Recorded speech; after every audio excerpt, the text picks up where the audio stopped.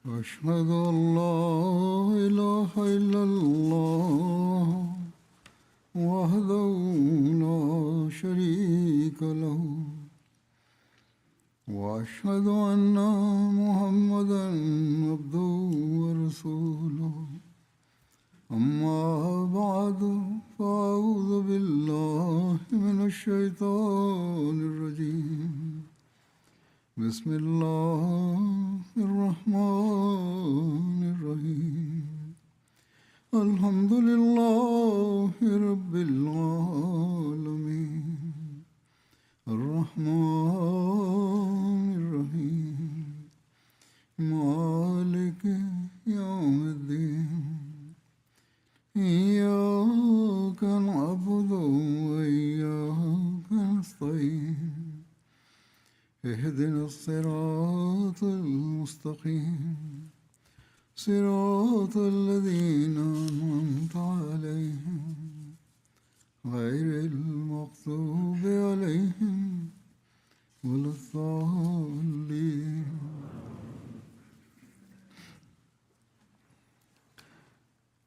अपने आका की इत्तिबा में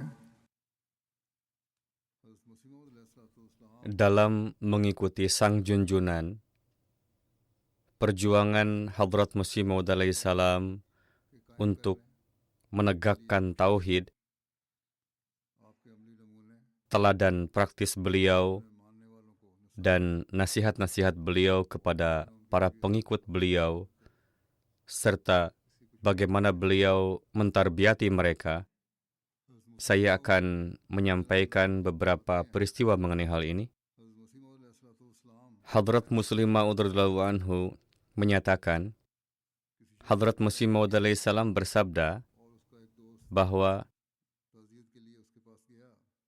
anak laki-laki seseorang meninggal dunia dan seorang temannya datang kepadanya untuk menyampaikan takziat, maka dia menangis sambil berteriak dan mulai berkata kepadanya bahwa Allah telah melakukan kezaliman yang besar terhadap saya. Seakan-akan dalam pandangannya, Allah Ta'ala telah merampas suatu hak darinya. Sambil menyampaikan perkataan Hadrat Masih Maud alaihi salam, beliau radhiyallahu anhu selanjutnya bersabda bahwa, namun perlu direnungkan, hak yang mana yang telah ditetapkan oleh seorang hamba terhadap Allah Ta'ala? Saya selalu merasa heran bahwa orang-orang yang berbangga dengan salatnya, puasa, zakat, haji, dan kesalehan serta kesuciannya, mereka justru berteriak pada saat mengalami kesulitan dengan mengatakan bahwa Allah Ta'ala telah berbuat zalim kepada kami. Tetapi ada seorang penyair yang juga pemabuk di Hindustan yang sama sekali lalai dalam urusan agama. Pada suatu momen kebenaran, meskipun ia seorang pecandu arak, ilham Allah Ta'ala turun ke dalam hatinya dan ia berucap, nyawa yang telah diberikan memang miliknya. Hakikatnya adalah bahwa hak itu belum terpenuhi. Maka manusia harus senantiasa memperhatikan bahwa nikmat-nikmat dan anak-anak yang kita peroleh adalah berkat karunia Allah Ta'ala. Dan hal ini menuntut agar kita senantiasa tunduk di hadapan Allah Ta'ala, menyatakan tauhidnya melalui setiap perkataan dan perbuatan kita, dan jangan sampai sedikit pun kesan syirik timbul dalam diri kita. Jangan sampai kita berpikir bahwa kita memiliki suatu hak terhadap Allah Ta'ala. Dengan melakukan sedikit ibadah, tidak berarti suatu hak telah terpenuhi, melainkan kita melakukannya untuk kebaikan kita sendiri. Maka penyair yang telah beliau sebutkan itu memang mengatakan bahwa Allah Ta'ala telah memberikan nyawa, telah menciptakan kita di dunia ini, sehingga kita datang ke dunia ini, tetapi hak syukur yang seharusnya kita tunaikan kepadanya, kita tidak mampu menunaikannya. Hadrat Muslim Maud radhiyallahu anhu dengan cara yang sama menceritakan peristiwa bagaimana reaksi Hadrat Masih Maud alaihi salam atas wafatnya salah seorang putra beliau sendiri. Beliau radhiyallahu anhu berkata, Hadrat Masih Maud salam sangat mencintai putra bungsu beliau yang bernama Mubarak Ahmad, dan beliau alaihissalam merawatnya dengan penuh perhatian selama sakitnya. Dari itu, Hadrat Khalifatul Masih yang pertama radhiyallahu anhu berpikir bahwa jika Mubarak Ahmad wafat, maka Hadrat Masih Maud salam akan mengalami kesedihan yang sangat besar. Pada saat-saat terakhir, Hadrat Maulwi Sahib sedang memeriksa denyut nadinya. Beliau radhiyallahu anhu meminta Hadrat Masih Maud salam untuk membawakan minyak kasturi, dan karena denyut nadinya sedang berhenti, pemikiran bahwa wafatnya Mubarak Ahmad akan menyebabkan kesedihan yang sangat besar bagi Hadrat Masih Maud salam sangat mempengaruhi beliau radhiyallahu anhu, sehingga beliau, yakni Hadrat Khalifatul Masih yang pertama, terjatuh ke tanah ketika berdiri karena memikirkan betapa besar kesedihan yang akan dialami Hadrat Masih Maud salam akibat wafatnya Mubarak Ahmad. Tetapi ketika Hadrat Masih Maud salam mengetahui bahwa Mubarak Ahmad telah wafat, pada saat itu juga dengan penuh kesabaran, beliau alaihissalam mulai menulis surat kepada para sahabat bahwa Mubarak Ahmad telah wafat, tetapi tidak seharusnya merasa cemas atas hal ini. Ini adalah kehendak Allah Ta'ala yang atas hal ini kita harus bersabar. Dan kemudian setelah keluar, beliau alaihissalam mulai berpidato dengan tersenyum-senyum bahwa mengenai Mubarak Ahmad, ilham Allah Ta'ala yang ada telah terpenuhi. Maka ada satu syair beliau yang berbunyi, yang memanggil lebih dicintai dari segalanya. Padanya, wahai hati, korbankan jiwamu. Demikian pula Hadrat Muslim Maud ketika menjelaskan riwayat hidup Hadrat Masih Maud salam pada suatu tempat bersabda, dari Hadrat Masih Maud salam, satu hal telah saya dengar berulang kali, ketika menyebutkan Sultan Abdul Hamid Khan dari Turki yang telah digulingkan, beliau alaihissalam biasa bersabda bahwa ada satu hal yang sangat saya sukai dari Sultan Abdul Hamid Khan. Meskipun banyak sekali hal yang keliru, tetapi hal ini sangat saya sukai. Itu adalah ketika pertanyaan perang dengan Yunani muncul, maka para menteri mengajukan banyak sekali alasan. Sebenarnya keinginan Sultan Abdul Hamid adalah agar terjadi perang, tetapi para menteri tidak menghendaki demikian. Oleh karena itu, mereka mengajukan banyak sekali alasan. Akhirnya para menteri berkata bahwa untuk perang ini itu telah siap, tetapi dengan menyebut satu hal yang penting mereka mengatakan bahwa urusan ini masih belum siap. Baiklah, mereka berbicara, kami siap, tetapi ada kekurangan dan karena kekurangan ini sehingga sangat sulit untuk berperang. Misalnya anggap saja bahwa mereka berkata dan kemungkinan besar memang demikian, dikatakan bahwa semua kekuatan Eropa pada waktu itu bersatu untuk menolong Yunani dan kita tidak memiliki jalan keluar untuk itu. Hadrat Masih Maud salam biasa bersabda bahwa ketika para menteri menyampaikan saran mereka dan menceritakan kesulitan-kesulitan dan berkata bahwa urusan ini belum diatur, maka Sultan Abdul Hamid menjawab dengan mengatakan bahwa memang seharusnya ada satu ruang yang ditinggalkan untuk Allah Ta'ala. Hadrat Masih Maud salam sangat menikmati kalimat ucapan Sultan Abdul Hamid ini dan biasa bersabda bahwa saya sangat menyukai ucapannya ini, bahwa dia menaruh kepercayaan kepada Allah Ta'ala.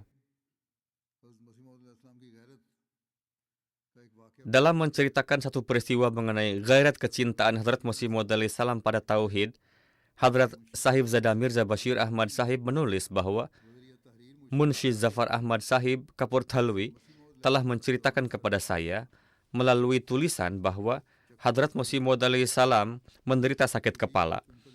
Beliau menderita pusing yang sangat. Diceritakan kepada beliau tentang seorang tabib bahwa sang tabib memiliki keahlian khusus dalam hal ini. Dia sangat ahli dalam mengobati sakit kepala. Lalu dipanggillah. Ongkos dikirimkan kepadanya dan dia dipanggil dari tempat yang jauh dengan mengirimkan surat. Sang tabib memeriksa Huzur alaihissalam dan berkata bahwa dalam 2 hari saya akan membuat Anda sembuh.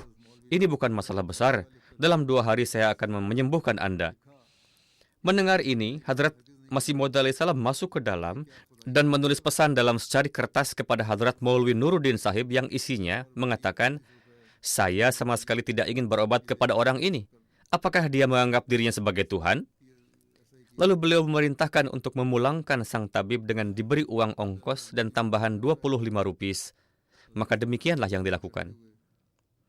Demikian pula Hadrat Mufti Muhammad Sadiq Sahib dalam menggambarkan riwayat hidup Hadrat Masih Maud salam menuliskan bahwa Hadrat Masih Maud salam bersabda, bahwa Allah mencintai mereka yang memiliki gejolak semangat demi keagungan dan kemuliaannya. Orang-orang seperti itu berjalan melalui jalan yang sempit dan tidak semua orang bisa berjalan bersama mereka. Selama tidak ada gejolak semangat untuk Allah, tidak ada kenikmatan yang dapat diperoleh manusia. Selama tidak ada gejolak pribadi untuk Allah Ta'ala dalam hati manusia dan tidak menjadi kosong dari kekotoran jiwa dan pemikiran tentang keuntungan dan manfaat duniawinya, maka ibadah dan sedekahnya tidak akan diterima. Ini adalah hal yang sangat penting. Selama manusia tidak kosong dari kekotoran jiwanya sendiri dan pemikiran tentang keuntungan dan manfaat duniawi, maka ibadah dan sedekahnya tidak akan diterima. Orang yang memiliki gejolak semangat untuk Allah, dia melampaui sesamanya. Orang-orang seperti itu memperoleh berkah dari Allah Ta'ala. Maka untuk keterkabulan doa adalah perlu bahwa harus ada keyakinan sempurna terhadap tauhid dan iman dan doa untuk memperoleh cintanya dari Allah Ta'ala harus menjadi yang pertama. Mereka yang menulis surat mengatakan bahwa kami telah banyak berdoa, telah melakukan ini dan itu, salat nafal, bersedekah, tetapi doa kami tidak diterima. Hendaklah mereka merenungkan hal ini. Ini adalah resep yang telah diberitahukan oleh Hadrat Masih Maud alaihissalam. Hadrat Mirza Bashir Ahmad Sahib dalam menggambarkan sirat Hadrat Masih Maud alaihissalam di suatu tempat menyatakan bahwa Allah juga telah memberikan penghargaan terhadap cinta Hadrat Masih Maud alaihissalam ini dengan penghargaan sedemikian rupa yang merupakan hak dari rahmatnya yang tiada batas.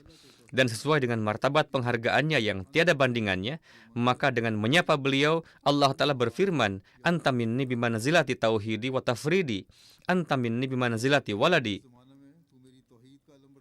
Inni ma'aka yabna Rasulillah.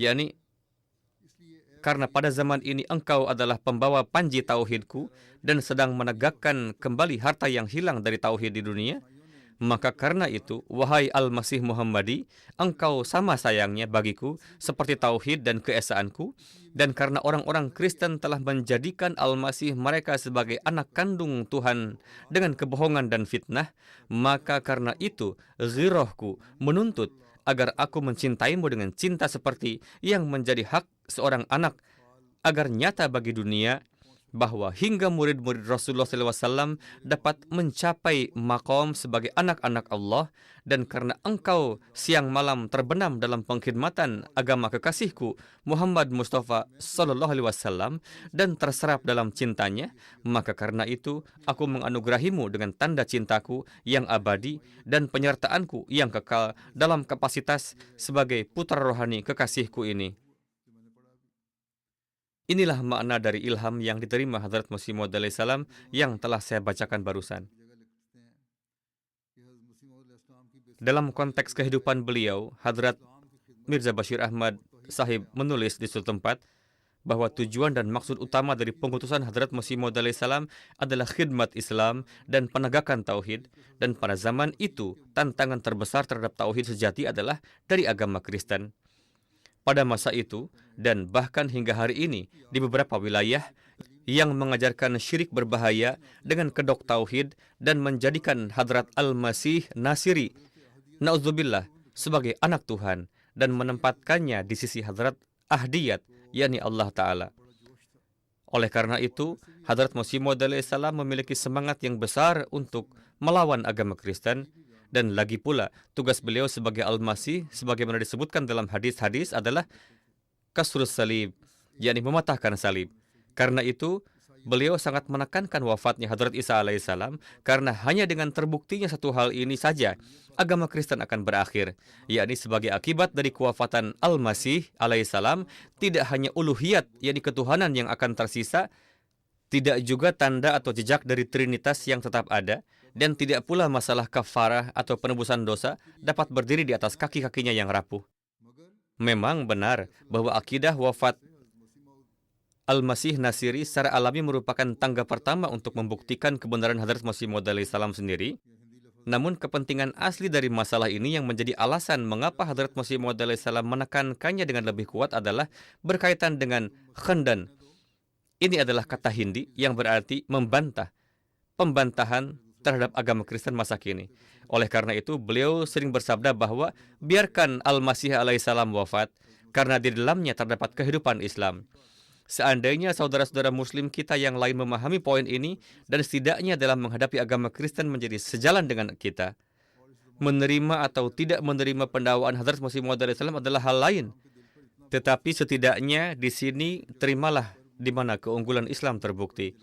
Akidah-akidah batil dari kekristenan dan penyebaran global akidah-akidah tersebut pada zaman itu merupakan beban yang begitu berat di hati Hadrat Masih Maud alaihissalam, sehingga beliau di satu tempat dengan dipenuhi rasa sakit dan penderitaan yang luar biasa bersabda dengan penuh keagungan bahwa saya senantiasa diliputi kegelisahan memikirkan agar persoalan antara kita dan kaum Nasrani dapat diselesaikan. Hati saya terluka oleh fitnah penyembahan manusia dan jiwa saya berada dalam kesempitan yang sangat. Tidak ada penderitaan batin yang lebih besar daripada seorang manusia lemah dijadikan Tuhan dan segenggam debu dianggap sebagai Rabb semesta alam. Sungguh, saya mungkin sudah hancur oleh kesedihan ini jika Tuhanku yang Maha Kuasa dan Maha Perkasa tidak menenangkan saya dengan keyakinan bahwa pada akhirnya tauhidlah yang akan meraih kemenangan. Hadrat Masih Maud alaihissalam bersabda, Allah Ta'ala mengetahui hal ini dan Dia adalah saksi terbaik atas setiap perkara bahwa hal yang pertama kali diberikan kepada saya jalannya adalah qalbe salim, yaitu hati yang hubungan sejatinya tidak dengan sesuatu apapun kecuali dengan Allah Azza wa Jal. Saya pernah menjadi pemuda dan sekarang telah menjadi tua, tetapi saya tidak pernah mendapati pada bagian umur manapun hubungan sejati saya dengan siapapun selain Allah Azza wa Jal. Karena semangat cinta ini, saya sama sekali tidak pernah menerima agama apapun yang akidahnya bertentangan dengan keagungan dan keesaan Allah Ta'ala atau mengandung penghinaan dalam bentuk apapun. Inilah sebabnya agama Kristen tidak saya sukai, karena pada setiap langkahnya terdapat penghinaan terhadap Allah Azza wa Jal. Seorang manusia lemah yang tidak mampu menolong dirinya sendiri dijadikan Tuhan.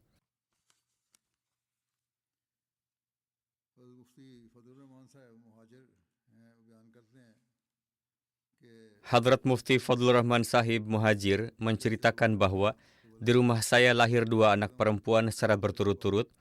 2 putri lahir satu demi satu yang berkat karunia Allah Ta'ala. Ketika beliau menceritakan, anak itu masih hidup. Setelah itu lahir seorang anak laki-laki yang tidak bisa berbicara dan mendengar.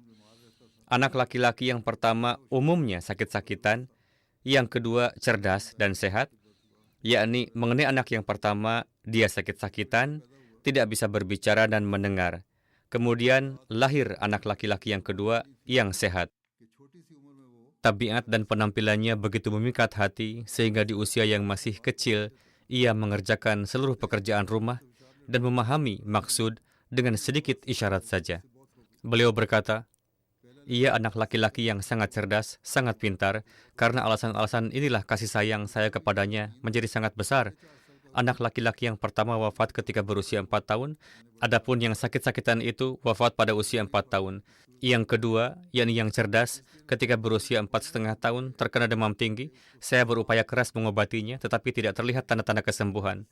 Pada hari ke-15 sakitnya, ia terkena sersam, yaitu penyakit semacam encephalitis, di mana terjadi peradangan pada selaput otak. Ia terkena sersam ini. Saya menulis permohonan doa kepada Hadrat Masih Maud alaihissalam. Ini adalah anak laki-laki saya yang sangat saya kasihi. Mohon doakan agar ia selamat. Beliau menjawab bahwa saya insya Allah akan mendoakan. Jika takdir mubram, maka tidak akan dapat dielakkan. Beliau juga menulis ini. Setelah membaca ini, saya menjadi yakin bahwa anak ini tidak akan selamat. Maka pada hari keempatnya, keadaannya sangat kritis dan pada hari itu Huzur akan pergi ke Gurdaspur untuk suatu pekerjaan. Karena saya biasa ikut serta dalam setiap pekerjaan bersama Hadrat Masih Maud alaihissalam, maka saya pun bersiap untuk pergi. Ketika beliau keluar dari rumah, pertama-tama beliau menyapa saya dan bersabda, bagaimana keadaan anak Anda? Saya menjawab, Huzur, silahkan datang dan melihatnya. Rumah beliau dekat. Silahkan lihat. Keadaannya sangat buruk. Ketika beliau datang ke rumah dan melihat anak itu, beliau bersabda, ia sangat sakit. Hari ini Anda tidak perlu ikut ke Gurdaspur. Hari ini tidak perlu ikut bersama kami.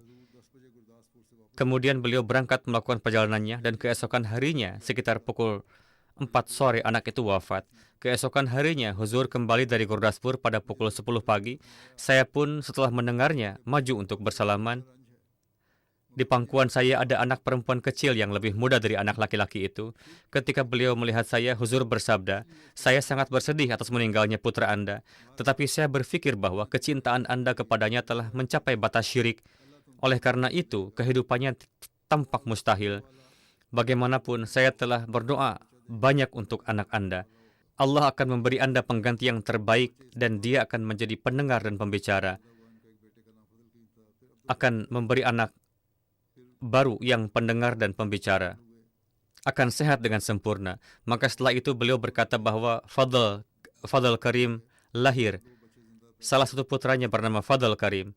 Kemudian Abdul Hafiz lahir. Kemudian 2 keguguran terjadi dan keduanya laki-laki. Mereka keguguran, tetapi bagaimanapun 2 anak lahir hidup setelah itu. Kemudian beliau berkata, seorang putra lahir, kemudian Abdullah, kemudian Abdul Karim lahir, kemudian setelah itu Ahmad lahir, dan dengan karunia Allah Ta'ala 5 anak lahir setelah itu. Dengan karunia Allah Ta'ala semuanya hidup, mereka berumur panjang. Maka kepada para sahabatnya juga, beliau alaihissalam setiap saat memberikan pelajaran tauhid, dan kemudian untuk menghibur mereka, beliau juga berdoa, dan Allah Ta'ala mengabulkannya dengan menganugerahi mereka 5 putra juga. Hadrat Masih Maud alaihissalam bersabda, Allah Ta'ala menghendaki agar semua jiwa yang mendiami berbagai wilayah di muka bumi, baik Eropa maupun Asia, semua yang memiliki fitrah yang baik, ditarik kepada tauhid dan hamba-hambanya dikumpulkan pada satu agama. Inilah maksud Allah Ta'ala yang karenanya saya diutus ke dunia. Maka ikutilah maksud ini, tetapi dengan kelembutan dan akhlak serta penekanan pada doa-doa. Kemudian beliau bersabda, seluruh kegembiraan saya hanyalah dalam hal ini, dan tujuan asli pengutusan saya adalah ini, bahwa tauhid Allah Ta'ala dan kehormatan Rasulullah SAW tegak di dunia. Hadrat Pir Iftikhar Ahmad Sahib ketika menjelaskan sifat-sifat beliau menyatakan bahwa Hadrat Masih Maud alaihissalam memiliki seorang pelayan bernama Pirandatta. Beliau mengatakan, kami semua memanggilnya dengan nama itu, yakni Pirandatta. Tetapi Huzur alaihissalam ketika memanggil maka bersabda Piridatta. Piridatta bukan Pirandatta, melainkan Piridatta, yaitu pir saya yang dianugerahkan Allah. Inilah tauhid yang Allah Ta'ala berfirman kepada Huzur bahwa khudut tauhid, ya Abnal Faris. Wahai putra-putra Persia, peganglah tauhid, peganglah tauhid. Maka ilham ini untuk kelangsungan dan kemajuan batinnya harus dijadikan pedoman oleh para keturunan beliau alaihissalam, bahkan oleh setiap orang yang beriman, harus dijadikan pedoman oleh setiap orang yang masuk dalam baiat. Dengan masuk dalam baiat beliau, semua telah termasuk dalam nama beliau, termasuk dalam anak-anak, termasuk dalam keturunan. Jika tetap berpegang pada tauhid, maka akan memperoleh kehormatan dalam agama dan dunia. Jika tidak, maka tidak ada hubungan darah yang memberikan manfaat dan tidak pula sekadar melakukan baiat yang memberikan manfaat. Hafiz Muhammad Ibrahim Sahib radhiyallahu anhu menceritakan bahwa pertama kali ketika saya, Hakim Abdul Aziz dan Hakim Atta Muhammad Sahib hadir dalam pengkhidmatan yang penuh berkah Hadrat Masih Maud alaihissalam, pada hari-hari itu juga Huzur berada di Gurdaspur. Ketika Huzur keluar dari kamar, kami bertiga berdiri di dekat pintu. Saya dan Hakim Abdul Aziz Sahib mengucapkan Assalamualaikum kepada Huzur dan berjabat tangan dengan Huzur. Tetapi saudara Atta Muhammad Sahib tersungkur di kaki Hadrat Masih Maud alaihissalam. Huzur memegang lengannya dan mengangkatnya serta bersabda, Allah Ta'ala telah mengutus saya pada zaman ini untuk menghapuskan syirik ini. Mencium kaki adalah syirik. Kemudian beliau juga berjabat tangan dengan beliau. Demikian pula Hadrat Mirza Bashir Ahmad Sahib menceritakan bahwa Qazi Muhammad Yusuf Sahib Peshawari memberitahu saya melalui surat bahwa ketika saya pergi ke Kadian pada awalnya, seorang laki-laki membawa anak laki-lakinya untuk bertemu ke hadapan Hadrat Masih Maud alaihissalam. Ketika anak laki-laki itu maju untuk berjabat tangan dengan Hadrat Masih Maud alaihissalam untuk menunjukkan penghormatan, dia mulai menyentuh kaki Hadrat Masih Maud alaihissalam. Maka Huzur alaihissalam melarangnya melakukan hal tersebut dengan tangan yang penuh berkah. Dan saya melihat bahwa wajah beliau menjadi merah dan beliau bersabda dengan penuh semangat bahwa para nabi datang ke dunia untuk menghapuskan syirik. Dan tugas kami juga adalah menghapuskan syirik, bukan menegakkan syirik. Hadrat Masih Maud bersabda, saya sangat menentang jika seseorang mengambil foto saya. Mengenai foto juga di sini menjadi jelas. Banyak orang secara keliru menyimpan foto-foto mereka sendiri, juga foto Hadrat Masih Maud alaihissalam, juga foto kerabat-kerabat mereka. Oleh karena itu saya sampaikan hal ini.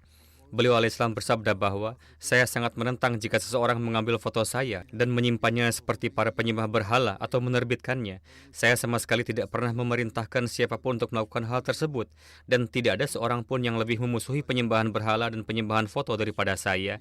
Tetapi saya telah melihat bahwa dewasa ini orang-orang Eropa ketika ingin melihat karya tulis seseorang, pertama-tama mereka ingin melihat foto penulisnya, karena di negara-negara Eropa, ilmu firasat atau ilmu membaca karakter dari wajah sangat berkembang, dan kebanyakan mereka dapat mengenali hanya dengan melihat foto seseorang.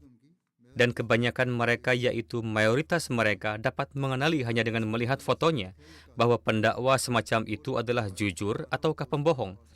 Dan orang-orang itu karena jarak ribuan mil tidak dapat mencapai saya dan tidak dapat melihat wajah saya. Oleh karena itu, para ahli firasat di negara tersebut melalui foto meneliti keadaan batin saya.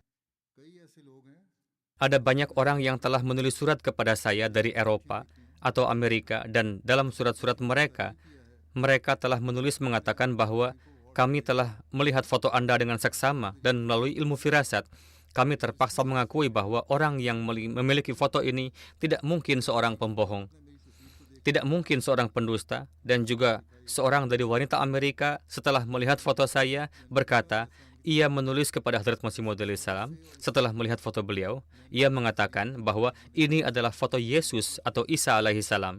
Maka untuk tujuan ini dan sampai batas ini, saya demi kemaslahatan memilih untuk diam dalam membiarkan praktik ini berjalan. Oleh karena itu, saya telah memberikan izin untuk mengambil foto. Jika tidak, jika syirik tersebar, maka hal itu sama sekali dilarang. Beliau bersabda, wa innamal a'malu binniyat. Sesungguhnya segala amal bergantung pada niat.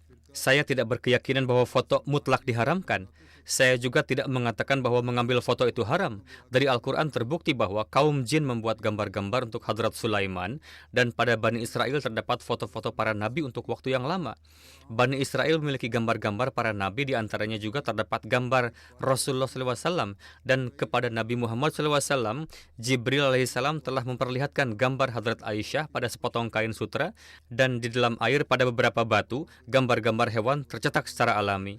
Di tempat-tempat di mana gempa bumi terjadi, di sana pada gunung-gunung di mana mereka tertimbun, gambar-gambar mereka tercetak, dan alat ini yang melaluinya sekarang foto diambil, yaitu kamera. Tidak ditemukan pada zaman Rasulullah SAW, dan ini adalah alat yang sangat diperlukan, yang melaluinya beberapa penyakit dapat didiagnosis. Maka bukan hanya masalah gambar-gambar saja, tetapi beliau bersabda bahwa melalui ini diagnosis penyakit juga dapat dilakukan. Sekarang sistem ini telah berkembang lebih jauh lagi. Pada masa itu adalah X-ray. Beliau bersabda dapat dilakukan, dan satu alat lagi untuk foto telah ditemukan yang melaluinya foto seluruh tulang manusia diambil melalui X-ray, dan untuk diagnosis penyakit artritis dan asam urat dan lain-lain penyakit melalui alat ini foto diambil dan realitas penyakit diketahui. Sekarang scanning, MRI, dan lain-lain serta banyak hal-hal lainnya mulai ada. Maka alat-alat ini sejauh yang ada pada zaman itu, beliau telah memberikan penjelasannya bahwa ini adalah alat yang sangat bermanfaat. Oleh karena itu, mengatakan bahwa sama sekali jangan mendekatinya adalah salah. Tujuan harus baik. Innamal a'malu binniyat. Maka baik asalkan jangan ada syirik. Beliau bersabda, demikian pula melalui foto, banyak manfaat ilmiah telah muncul. Foto yang merupakan foto biasa melaluinya juga telah muncul. Sebagaimana beberapa orang Inggris melalui foto telah mencetak foto seluruh makhluk hidup di dunia, bahkan foto berbagai macam belalang, dan foto setiap jenis burung dan hewan di dalam buku-buku mereka. Dan pada masa kini, berbagai channel juga ada, misalnya seperti National Geographic atau yang lain-lain. Ini memberikan detail hewan-hewan dengan sangat terperinci, juga dengan mengambil foto-foto. Beliau bersabda, yang melaluinya kemajuan ilmiah telah terjadi. Maka bagaimana dapat diduga bahwa Tuhan yang memberikan dorongan untuk ilmu pengetahuan akan mengharamkan penggunaan alat seperti itu, yang melaluinya diagnosis penyakit-penyakit yang sangat sulit dilakukan? dan menjadi satu sarana untuk memperoleh hidayah bagi para ahli firasat, ini semua adalah kebodohan-kebodohan yang telah tersebar. Mengatakan foto haram, terlarang, juga salah. Ya, niat harus baik. Kalau memang diharamkan, lantas kenapa para maulwi negeri kita tidak membuang dari kantong-kantong mereka dan rumah-rumah mereka koin uang rupis dan dunia, chaunia, dan athinia yang di permukaannya terukir gambar wajah raja? Kenapa para maulwi yang radikal ini tidak lantas membuang koin-koin uang kita, uang kertas yang di permukaannya tercetak gambar-gambar para raja? Mengapa mereka tidak membuangnya dari rumah-rumah mereka? Mengapa mereka membawanya ke sana kemari dari dalam kantong-kantong mereka? Apakah pada koin-koin tersebut tidak terdapat gambar-gambar? Sayang sekali bahwa orang-orang ini dengan mengatakan hal-hal yang tidak masuk akal secara sia-sia memberikan kesempatan kepada para penentang untuk menertawakan Islam. Islam telah mengharamkan semua pekerjaan yang sia-sia dan pekerjaan-pekerjaan yang menjadi pendukung syirik, bukan pekerjaan-pekerjaan yang memberikan kemajuan kepada ilmu pengetahuan manusia dan menjadi sarana untuk mendiagnosis penyakit-penyakit dan mendekatkan para ahli firasat kepada hidayah. Akan tetapi, dengan semua ini saya sama sekali tidak menyukai jika orang-orang jemaat saya tanpa adanya keperluan yang memaksa mereka menerbitkan foto saya secara umum sebagai usaha dan profesi mereka. Jika disertai niat baik, maka tidak apa-apa. Janganlah menjadikan foto-foto tersebut sebagai sarana untuk mencari nafkah. Karena dengan cara inilah, secara perlahan-lahan bid'ah-bid'ah muncul dan sampai kepada syirik. Oleh karena itu, saya menasihati jemaat saya pada tempat ini juga bahwa sejauh yang mungkin bagi mereka, hendaklah mereka menjauhi pekerjaan-pekerjaan seperti itu. Saya telah melihat kartu-kartu beberapa orang dan telah melihat foto saya pada pinggir bagian belakangnya. Saya sangat menentang penerbitan seperti itu dan saya tidak menginginkan ada orang dari jemaat kita yang melakukan pekerjaan seperti itu. Bekerja untuk suatu tujuan yang benar dan bermanfaat adalah satu hal, dan seperti orang-orang Hindu yang memasang foto-foto nenek moyang mereka di sana-sini pada pintu-pintu dan dinding-dinding adalah hal yang lain. Dan selalu terlihat bahwa pekerjaan-pekerjaan sia-sia seperti itu berakhir dengan syirik, yakni menjadi pembawa ke arah syirik dan kejahatan-kejahatan besar muncul darinya, sebagaimana yang telah muncul di kalangan orang-orang Hindu dan Nasrani, dan saya berharap bahwa orang yang memandang nasihat-nasihat saya dengan hormat dan merupakan pengikut sejati saya, dia akan menjauhkan diri dari pekerjaan-pekerjaan seperti itu setelah perintah ini. Jika tidak, maka dia menjalankan dirinya bertentangan dengan petunjuk-petunjuk saya dan melangkah dengan kelancangan di jalan syariat. Maka dengan sangat seksama, kita harus melihat bahwa apa tujuan kita memasang foto. Dengan cara apapun, janganlah tujuan ini menjadi pembawa ke arah syirik. Memberi salam kepada foto-foto, bersujud di hadapannya, semua ini adalah pemikiran-pemikiran musyrik.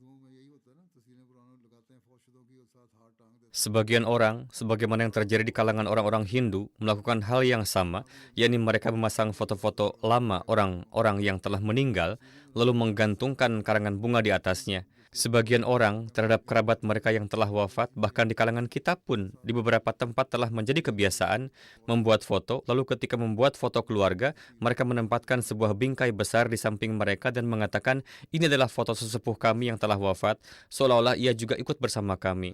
Maka semua ini adalah syirik, sebagaimana beliau bersabda. Ini adalah hal-hal yang keliru, ini adalah bid'ah, dan harus menghindarkan diri darinya. Sebagian orang bahkan melakukan hal seperti ini dalam foto pernikahan. Laporan-laporan seperti ini pun sampai kepada saya. Jika foto diambil hanya untuk tujuan yang baik atau sebagai kenang-kenangan untuk disimpan dalam album, maka hal itu diperbolehkan. Namun menjadikannya sebagai suatu bid'ah, lalu memasangnya dan kemudian memandangnya serta memberi salam setiap pagi setelah bangun, hal-hal ini adalah keliru. Sebagaimana telah disampaikan oleh Hadrat Masih Maud alaihissalam. Hadrat Sufi Ghulam Muhammad Sahib meriwayatkan bahwa beberapa orang dari Amerika dan Inggris menginginkan untuk melihat foto dari Hadrat Masih Maud alaihissalam. Karena itu, beliau difoto. Di sana ada seorang Arab bernama Abdul Muhi. Ia mencetak banyak kartu yang memuat foto beliau alaihissalam, dan gambar itu pun diterbitkan pada kartu-kartu tersebut. Ketika hal ini sampai kepada pengetahuan beliau alaihissalam bahwa foto tersebut telah dicetak pada kartu pos, beliau sangat marah dan bersabda, kami mengambil gambar atau foto kami hanya untuk suatu keperluan keagamaan. Kami sama sekali tidak menyukai bahwa foto kami dijadikan sebagai sarana penghasilan yang dapat menyeret kepada syirik. Maka kartu-kartu tersebut pun dimusnahkan.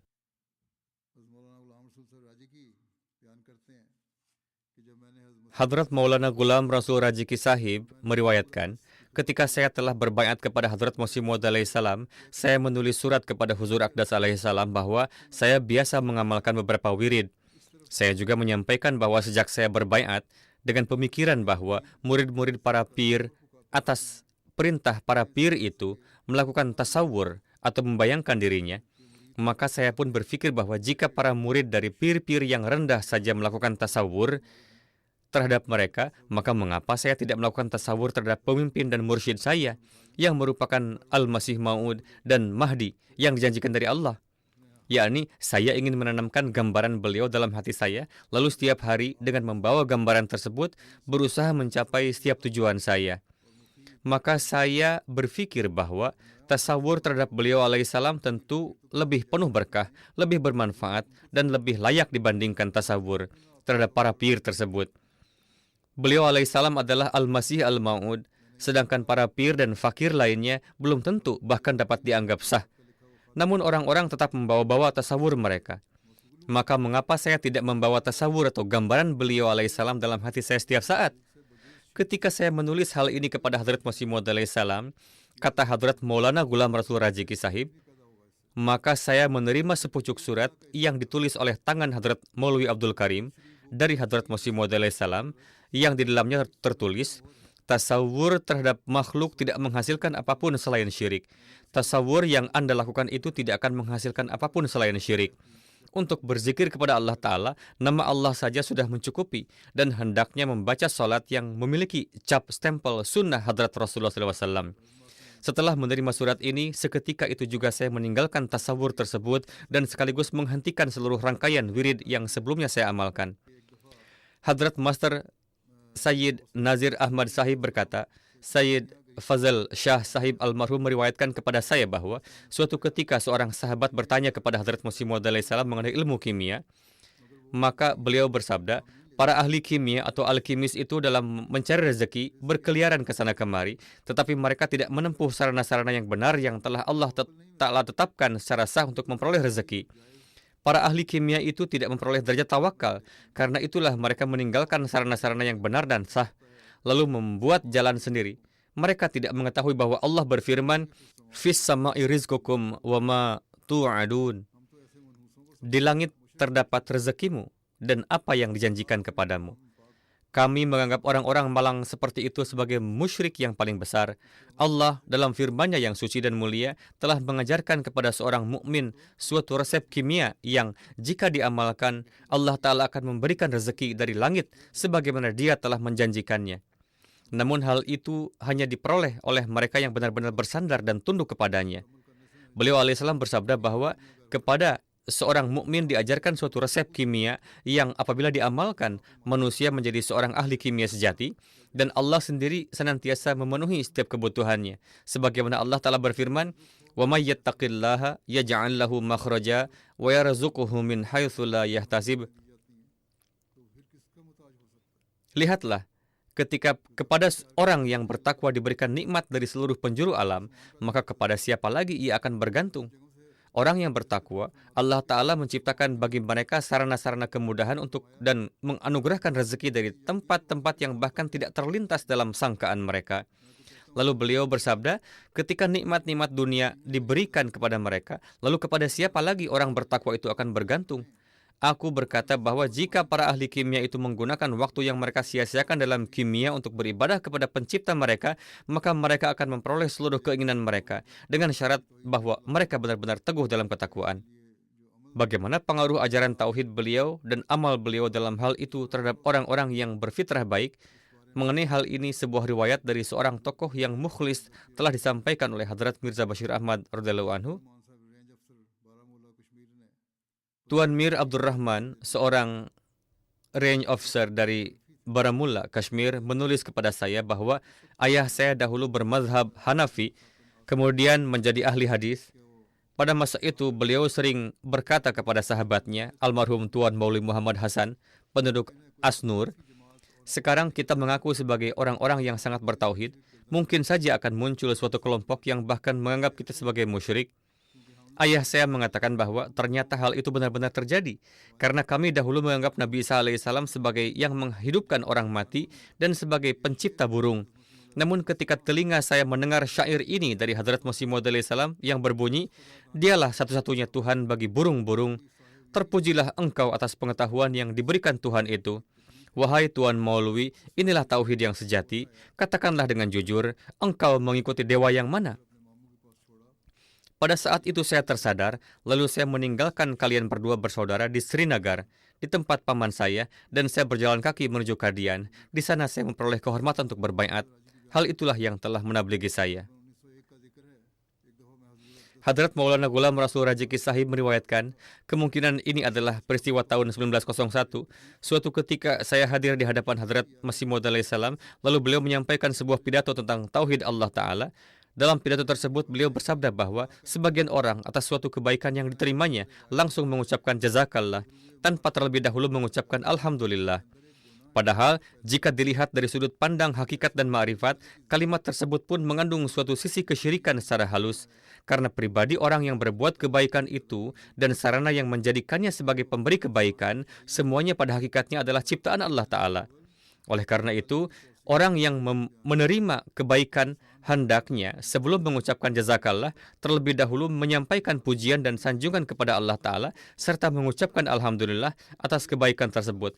Karena dari sudut pandang makrifat dan hakikat, hal ini penting bahwa pertama-tama yang harus disyukuri adalah pencipta sarana-sarana, kemudian barulah mengucapkan jazakallah kepada orang tersebut. Hadrat Bayi Abdurrahman Qadiani menulis dalam sebuah artikel yang memuat rincian perjalanan terakhir Hadrat Masih Maud salam ke Lahore bahwa ketika hari mulai terang, para panitia mulai mengatur persiapan jamuan dan sedikit demi sedikit para tamu terhormat serta orang-orang terkemuka mulai berdatangan. Namun kondisi kesehatan Hadrat Masih Maud salam yang rencananya akan menyampaikan pidato di sana sangat lemah dan tidak berdaya. Keadaan kelemahan dan keletihan beliau sedemikian rupa sehingga sama sekali tidak ada harapan bahwa beliau dapat menyampaikan pidato. Oleh karena itu, dengan pertimbangan tersebut, beliau alaihissalam memberikan pesan kepada Hadrat Maulana Hakim Nuruddin radhiyallahu anhu agar beliau yang mengatur jamuan rohani bagi para tamu yang hadir. Maka pada waktunya, Hadrat Maulwi Sahib pun memulai pidatonya. Namun tidak lama kemudian, bulan yang bercahaya dan matahari yang terang, itu sendiri hadir di tengah-tengah kami, yakni Hadrat Masih Maud salam sendiri. Tidak lama kemudian, datang secara langsung. Hadrat Maulana Hakim Nuruddin radhiyallahu anhu pun menghentikan pidatonya. Lalu Hadrat Masih Maud salam yang penuh dengan nur berdiri dan menyampaikan pidato kepada para hadirin. Beliau berdiri dan berbicara kepada para hadirin selama kurang lebih 3 jam, suatu pidato yang sangat kuat. Sebelumnya, keadaan beliau sedemikian lemah sehingga berdiri pun sulit. Namun ketika beliau datang, beliau menyampaikan pidato yang penuh kekuatan, syarat dengan pengetahuan dan ma'rifat selama 3 jam, sehingga bukan hanya para pengikut sendiri, bahkan orang-orang luar pun berseru kagum dan terpesona. Mereka mendengarkan dengan penuh perhatian, seolah-olah terhipnotis, dan mereka merasakan kenikmatan dari pengalaman rohani tersebut sedemikian rupa sehingga bahkan kebutuhan akan makanan jasmani pun menjadi tidak terasa bagi mereka. Dalam pidato Hadrat Masih Maud salam terdapat kelancaran yang sedemikian rupa sehingga sulit untuk mencatatnya. Dan dalam penyampaiannya terdapat kekuatan serta kewibawaan yang begitu besar sehingga di tengah kerumunan yang padat, bahkan gerakan nafas seseorang pun seakan tidak terasa. Hadrat Masih Maud salam menyampaikan pidato dengan semangat yang begitu tinggi sehingga seiring dengan kuatnya penyampaian, beliau pun secara fisik semakin maju mendekati para hadirin. Saya melihat dengan mata kepala sendiri dan mencatat dengan baik bahwa beliau beberapa kali melangkah beberapa langkah ke depan dari meja. Beliau tidak berdiri di depan meja dengan menjadikannya sebagai penopang di hadapan beliau, melainkan meja itu berdiri di belakang beliau. Yakni beliau tidak berdiri di belakang meja untuk berpidato, tetapi berdiri di depan sehingga dalam semangat pidato, beliau beberapa kali melangkah 1 atau 2 langkah ke depan. Pidato Hadrat Masih Maud salam tersebut berlangsung di halaman rumah Tuan Dr. Sayyid Muhammad Hussein Shah, kira-kira tidak lebih dari sekitar 10 hari sebelum wafat beliau. Pidato itu kemudian dikenal dengan nama Takmil Tabligh or Itmam Hujjah. Sebelumnya, dialog dengan seorang ahli astronomi dari kalangan Inggris telah berlangsung di bagian atas rumah Tuan Khwaja Kamaluddin, yakni suatu rangkaian kegiatan tabligh yang besar.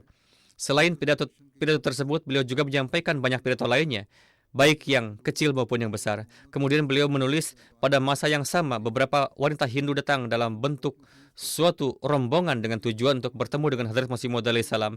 Ketika beliau sedang berada di rumah Dr. Sayyid Muhammad Hussein Shah Sahib, pada masa penulisan risalah Paigamesullah. Karena Hadrat Masih Maud Islam sangat sibuk, beliau ingin segera mempersilahkan mereka pulang. Namun mereka mengajukan permohonan dan bersikeras, serta memohon agar beliau memberikan suatu nasihat dengan cara yang sangat memohon.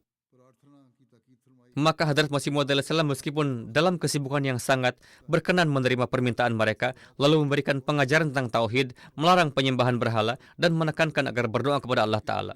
Peristiwa ini terjadi persis 1 atau 2 hari terakhir menjelang wafat beliau. Sebenarnya para wanita tersebut ingin tinggal lebih lama dan mendengar lebih banyak dari lisan berkat Hadrat Masih Maud salam, namun karena kesibukan beliau yang sangat, mereka terpaksa dengan berat hati segera pulang. Demikian pula, salah satu pidato beliau yang lain menjadi sangat terkenal, baik karena beberapa ungkapannya maupun karena merupakan pidato terakhir. Pidato itu khususnya dikenal di kalangan para khuddam, di mana beliau bersabda, biarkan Isa Al-Masih itu wafat, karena di dalamnya terdapat kehidupan Islam. Biarkan Masih Muhammadi datang, karena di dalamnya terdapat kemuliaan Islam. Inilah semangat beliau alaihissalam dalam menegakkan tauhid, bahwa meskipun dalam keadaan sakit dan penuh kesibukan, beliau tetap menyampaikan pesan Islam dan tauhid tanpa mempedulikan suatu apapun. Alhasil, upaya untuk menyampaikan pesan tauhid dan menjadikannya sebagai bagian dari kehidupan masing-masing inilah yang merupakan tugas para hamba dari Al-Masih Muhammadi pada masa ini. Semoga Allah Ta'ala memberikan kita taufik untuk melaksanakan tugas ini. Keadaan dunia dan khususnya keadaan dunia muslim, setiap orang mengetahui apa yang sedang terjadi, sangat membutuhkan banyak doa. Gencatan senjata memang secara lahiriah telah terjadi, tetapi tampaknya tidak akan bertahan lama. Bahkan sejak sekarang sudah mulai tampak retakan-retakan di dalamnya. Pemerintah Israel berusaha agar dengan suatu cara dapat menyerang Lebanon dan memancing orang-orang Iran agar terprovokasi, sehingga mereka memberikan respons. Kini bahkan sebagian pemimpin Eropa juga telah mengecam tindakan tersebut. Setidaknya ada suara yang muncul, ada sedikit ekspresi moral dari mereka, namun hal itu akan berhenti sampai di situ saja. Sebatas itulah moralitas yang ada pada mereka. Lebih dari itu, mereka tidak ingin berusaha dan tidak memiliki keberanian maupun kekuatan. Alhasil, kita hendaknya berdoa agar Allah Ta'ala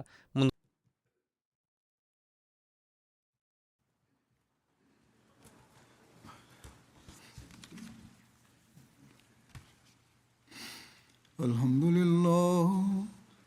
لله نحمده ونستعينه ونستغفره ونؤمن به ونتوكل عليه ونعوذ بالله من شرور أنفسنا ومن سيئات أعمالنا من يهده الله فلا مضل له ومن يضلل فلا هادي له ونشهد أن لا إله إلا الله ونشهد أن محمدا عبده ورسوله عباد الله رحمكم الله إن الله يأمر بالعدل والإحسان وإيتاء ذي القربى وينهى عن الفحشاء والمنكر